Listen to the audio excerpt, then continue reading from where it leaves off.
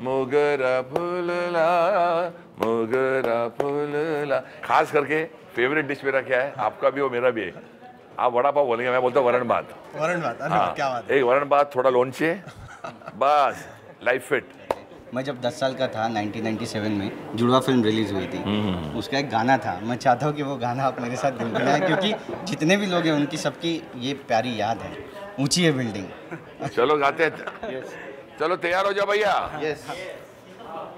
ऊंची है building, lift तेरी बंद है, कैसे मैं आऊं, दिल रजामंद है। ये मुझे ना आपने याद दिला दी मेरे सलमान की। मुझे मेरा फेवरेट है वो, और आई लव हिज एक्टिंग। तो जब वो सलमान खान मेरे पास आया था, हम लोग बैठे थे, साजिद नडियाड वाला प्रोड्यूसर, और सलमान को देखा मैंने, द यंग सलमान, वो अभी भी यंग है, लेकिन मैंने बोला उनको देखते ही मैंने बोला कि यार क्या ऐसा गाना बनाओ जो कमाल हो जाए। तो Salman Khan was my biggest inspiration to make this song, because उनका मैंने आव भाव देखा, स्टाइल देखा, and I love him. I am a crazy fan of Salman. तो उसको देखते ही देखते मेरे दिमाग में मुखड़ा आ गया, अरे ऊंची है बिल्डिंग, लिफ्ट तेरी बंद है, कैसे मैं आऊं, दिल रजामंद है। ए आजा आजा आजा बैंड बाजा लेके आजा, तेरी याद सताए दूल्हे राजा, अब तो आजा आजा आजा आजा बैंड बाजा लेके आजा, तेरी याद सताए दूल्हे राजा, अब तो आज। कैसे कैसे कैसे भी बोलते थे, अनुमल स्टाईल आहे ना, कैसे। याला अनुसरून एक प्रश्न आहे, जेव्हा जुडवा रिलीज झाला होता तेव्हा तुम्ही तुमच्या वडिलांबरोबर बसला होता, टनटनाटन टनटनटार हे गाणं ते ऐकत होते, तेव्हा त्यांनी तुम्हाला विचारलं होतं की अरे कसे गाणे बनतात यार, आणि त्याच्यावर तुम्ही सांगितलं होतं की डॅडी तो मेरा गाना नहीं मुझे पता नहीं किसने किया। नहीं, मगर आपने बहुत अच्छा सवाल किया है। ये जब मैंने गाना रिकॉर्ड किया था तो मैं अपने डैडी को कभी सुनाया नहीं था। तो डैडी पूछते थे, आज एक गाना सुना है मैंने, टन टनाटन टन टन टारा, चलती है कि 9 से 12, क्या हो गया दुनिया को, चलती है कि 9 से 12, क्या ये क्या है, मतलब क्या चल रहा है। तो मैं डर गया था। मैंने, डैडी कहाँ सुना आपने? अरे रेडियो पर सुन रहा था। बेटा ये मुखड़ा देखो, आँख लड़ा के तूने मारा, पागल हो गया दिल बेचारा है, सुना है तेरे चाहने वाले, आगे 10 है पीछे 12। अब किसने लिखा है ये गाना? अच्छा, मुखड़ा भी मेरा दिमाग का आइडिया था, लिखा भी मैंने था। बोला डैडी वो मुझे शौक है सुनने का, लेकिन किसने बनाया? मैंने मुझे पता नहीं। फिर डैडी को पिक्चर लेके गए हम दिखाने के लिए, और बोला आज ये क्यों लेके आया? बोला डैडी मम्मी देखो पिक्चर है, ये अच्छी है, मस्ती वाली पिक्चर है, चलो चलते हैं देखते हैं। जैसे गाना बजा, बेटा मैंने बोला था ना ये गाना ये सुना हुआ है, किसने बनाया किसने? तो मतलब पता नहीं, ओके टाइटल शायद मिस कर गए होंगे। जब पिक्चर खत्म हो गई, पिक्चर सुपर हिट हो गई, उसके बाद एकदम डैडी को मिला, जब अवार्ड लेके आया तो डैडी बोले किसका अवार्ड है, कौन सी फिल्म है? डैडी जुड़वा का है। जुड़वा का कौन सा गाना है? वही आपको याद होगा ना, आँख लड़ा के तूने, अच्छा तूने बनाया है। उसके बाद मैं भाग गया था। माझा प्रश्न थोडा सिरियस इश्यूवरचा आहे। हल्ली खूप अनेक चॅनलवर रियालिटी शोचा खूप मोठा सुळसुळाट आहे। तुम्ही सुद्धा काही रियालिटी शोचे जज राहिले आहात, मात्र यामुळं लहान लहान मुलं अगदी खेळण्याच्या वयामध्ये या कॉम्पिटिशन उतरण्याचे प्रयत्न करतात। तुम्हाला नाही वाटत याच्याकडे थोडं गांभीर्यानं किंवा थोडं सिरियस इश्यू म्हणून बघायला हवं? नहीं, मैं एक बताना चाहता हूँ कि बहुत अच्छा आपने सवाल किया, लेकिन मैं इसको अपने तरह का इंटरप्रेट करूँगा। हिंदुस्तान एक महान प्रांत है, बहुत महान देश है, और यहाँ इतना टैलेंट है कि ये अब पता लगता है लोगों को। आपने बोला कि मैं ज़रूर बच्चों को कहूँगा कि बच्चे, और उनके माँ बाप से कहूँगा कि पढ़ाई लिखाई नंबर 1। एक काळ होता की प्रत्येक गाणं गुणगुणायला आवडायचं। आमचा एक आशिकीचा काळ होता, कॉलेज लाईफ होती की तुमचं अलकाजी असतील, कुमार सानूजी असतील, प्रत्येक गाणं आमच्या तोंडावर होतं। मात्र जनरेशन आता खूप बदलली आहे। कसं बघता तुम्ही या सगळ्या बदललेल्या प्रवासाकडे? सबसे मैं बताना चाहता हूँ कि आपकी जनरेशन के बच्चे हैं ये, और बहुत अच्छा गाने बना रहे हैं और बहुत अच्छे गा रहे हैं। लेकिन जो हमारा था, जो अन्नू मले ने बाजीगर किया, मैंने उससे पहले फिर तेरी कहानी याद आई की, और उसके बाद यहाँ तक पहुँचे। अभी मैंने दम लगा के हाइशा की, दम लगा के हाइशा के साथ मैंने सुई धागा की, जो गाने बहुत चले। जो कॉम्पोजिशन स्टाइल जो हम लोग सीखे थे, वो हमें अपने पिताजी सरदार मलिक साहब से सीखा, अपने गुरु शंकर जयकिशन साहब से सीखा। शंकर जयकिशन जी के साथ मैं पंचमदा को बहुत मानता हूँ। हमने बहुत स्ट्रगल की, आज भी हम बाजे पर काम करते हैं। अभी एक ट्रेंड शुरू हो चुका है कि पुराने गाने ले लेते हैं, उसको एक नया उसको रिमिक्स करते हैं और रिलीज़ करते हैं।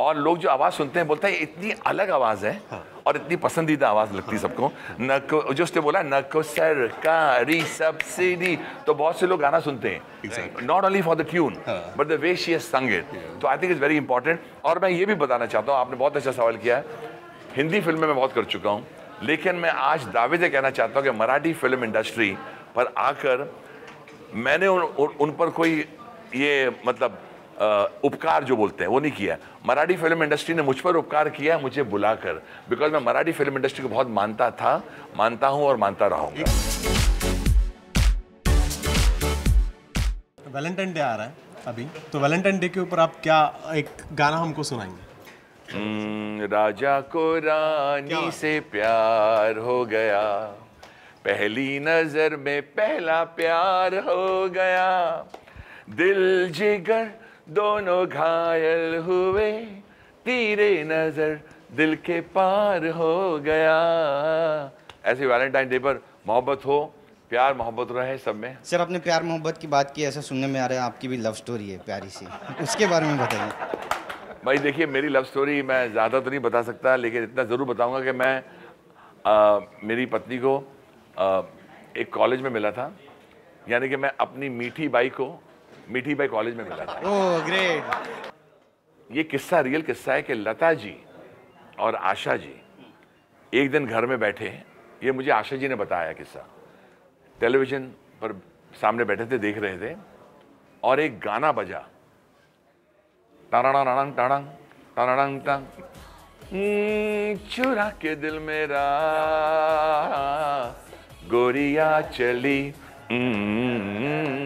उड़ा के निंदिया कहाँ तू चली, पागल हुआ दीवाना हुआ, पागल हुआ दीवाना हुआ, कैसी है दिल की लगी, चुरा। अभी चुरा के ये जो नोट आया, तो लता जी ने आशा जी से कहा, ये आशा जी ने कहा है कि आता आमची इंडस्ट्री वरून एक संगीतकार आले आहे। तो मैं समझता हूँ बहुत बड़ी कॉम्प्लीमेंट है कि लता जी ने एक्नॉलेज किया कि हमारे इंडस्ट्री में एक संगीतकार आया है। तो ये एक किस्म का फेवरेट गाना ऑफ रिकग्निशन होगा, बिकॉज मैं लता मंगेशकर का दीवाना हूँ, मैं आशा जी का दीवाना हूँ। मराठी गानों की बात करें तो झिंगाट शायद कोई नहीं भूल सकता, अगर आप वो गा सकते हो तो, क्योंकि मुझे वो गाना बिल्कुल याद नहीं है, लेकिन मैं सुनता हूँ उस गाने को, और मैं सुनता हूँ, मैं नाचता भी हूँ। तो अगर अब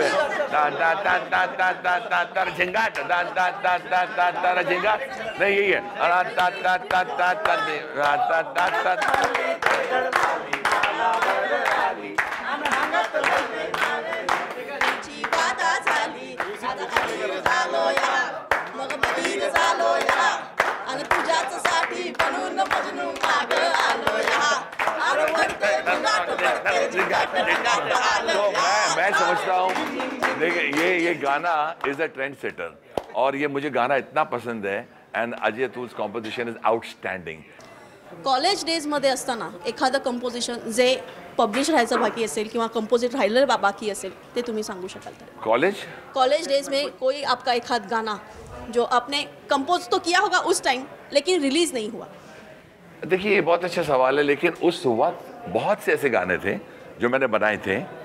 उनमें से एक गाना पानी बरसे रिमझिम रिमझिम, इसमें आपने जो बहुत अच्छा सवाल किया ना, मस्त कॉन्ग्रेचुलेट यू, क्योंकि आपने मुझे मेरा 17 साल का दिल बना दिया है।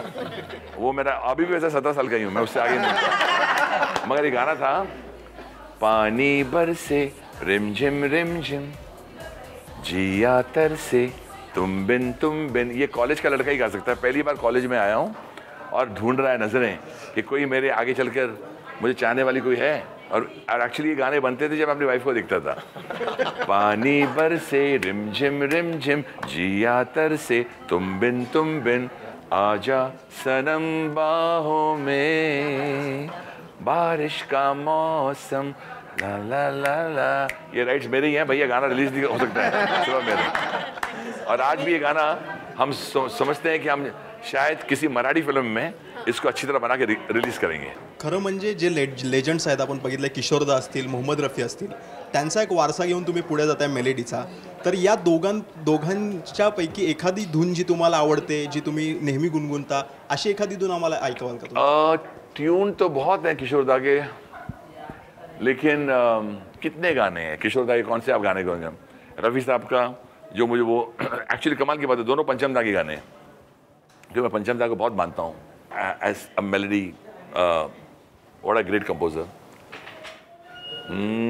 तुमने मुझे देखा होकर मेहरबान, रुक गई ये ज़मीं, थम गया आसमां, जाने मन जाने जा तुमने मुझे देखा.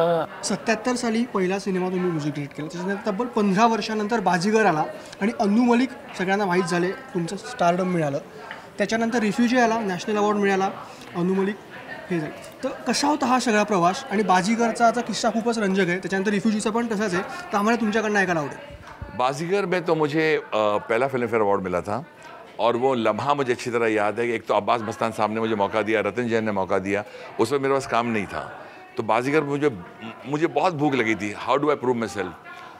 उससे पहले भूख लगी थी फिर तेरी कहानी याद आई में मैंने काम किया था, महेश भट्ट साहब ने मुझे बहुत बड़ा मौका दिया, बाजीगर में दिया. फिर JP दत्ता साहब आए ज़िंदगी में, उन्होंने मुझे बॉर्डर दिया, और रेफ्यूजी में तो कमाल हो गया. मैं समझता हूँ कि जो आप सवाल कर रहे हो, हाउ डज़ वन फील, क्या होता है उस पर जब आपको काम की भूख होती है.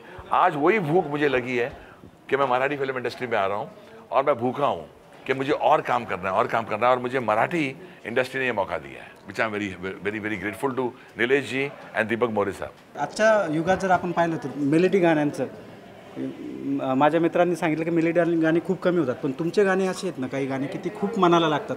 त्यातलं एक नवीन गाणं जे तुम्ही काही वर्षांपूर्वी आलं, ते म्हणजे मोह मोह के धागे. हे गाणं जर तुम्ही जाता जाता, मैंने गाया था, फिर गाता हूँ. बिल्कुल, फिर से गाओ, ठीक तरह से, क्योंकि यही गाना जो है वो वैलेंटाइन डे के दिन भी बहुत चलने. चलो भैया, तो सारा सुन लेते हैं. दिल से गाता हूँ मैं. ये मोह मोह के धागे तेरी उंगलियों से जा उलझे, कोई टोह टोह ना लागे, किस तरह गिरहा ये सुलझे, है रोम रोम एक तारा जो बादलों में से गुजरे, ये मोह मोह के धागे तेरी उंगलियों से जा उलझे. तू होगा जरा पागल, तूने मुझको है चुना, तू होगा जरा पागल, तूने मुझको है चुना, कैसे तूने अन कहा सब सुना.